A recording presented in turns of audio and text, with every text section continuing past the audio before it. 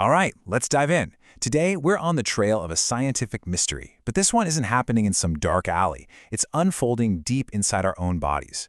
We're going to be detectives, following the clues of a secret conversation happening in our gut. So let me just start with this question. What if I told you that one tiny molecule from just one of the trillions of microbes living inside you could act like a light switch for your immune system? Just flipping it on or off. Well, that's exactly the mystery we're going to crack today. Okay, so think of your gut like this massive, chaotic, bustling city. Most of the time, it's all working pretty well. But when something like colitis hits, that city, it turns into a crime scene. You've got chaos, inflammation, damage everywhere. And for scientists, the big mystery is, what exactly went wrong here? What are the molecular clues left behind at the scene? Now, every good detective needs a plan, right? And the researchers behind this study had a fantastic one. They carefully tracked the inflammation as it developed in mice, collecting molecular evidence along the way. Then they used some seriously advanced tech to analyze that evidence, isolate a key suspect molecule, and even rebuild it in the lab for questioning. This was their roadmap to solving the case. So, like any good investigation, it all started right there at the crime scene, with the hunt for those first crucial molecular clues. And right away, they found their first big lead. It was a really strange pattern. During the absolute peak of the inflammation, lipids, fats, from the host itself were just piling up.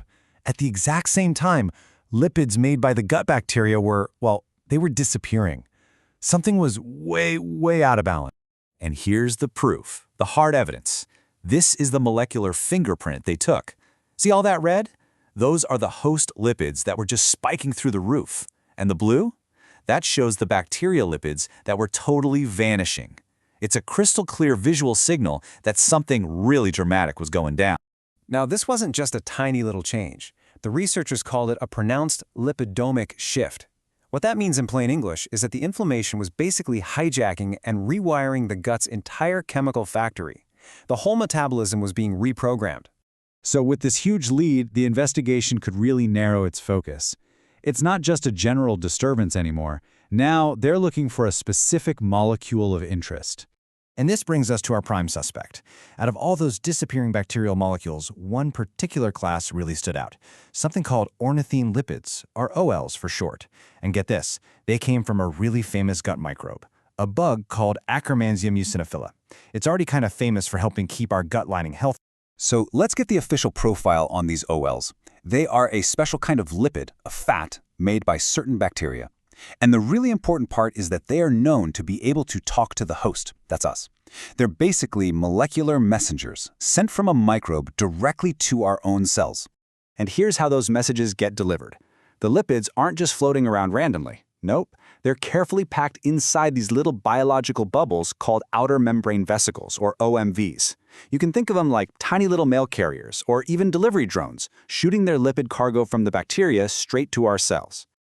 Okay, so our detectives have their suspect, the ornithine lipid, and they know its delivery method.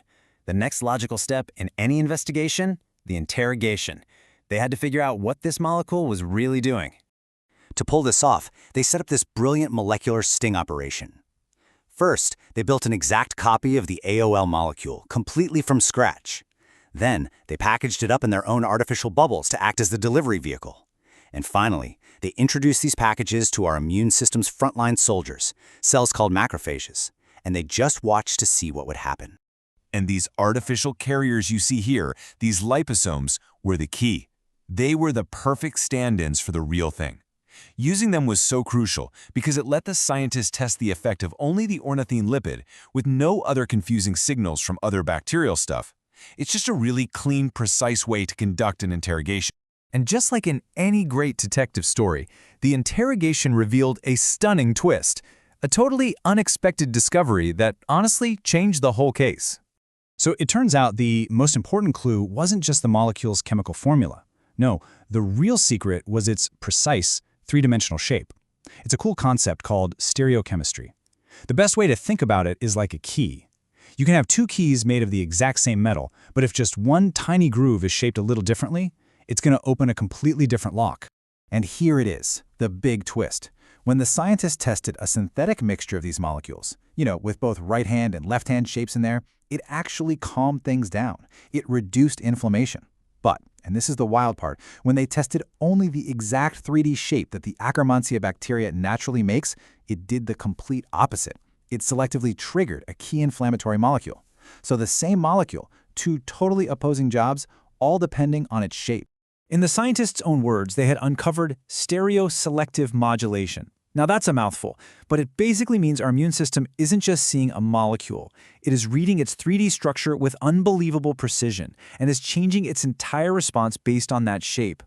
It's a language that is way more sophisticated than we ever imagined.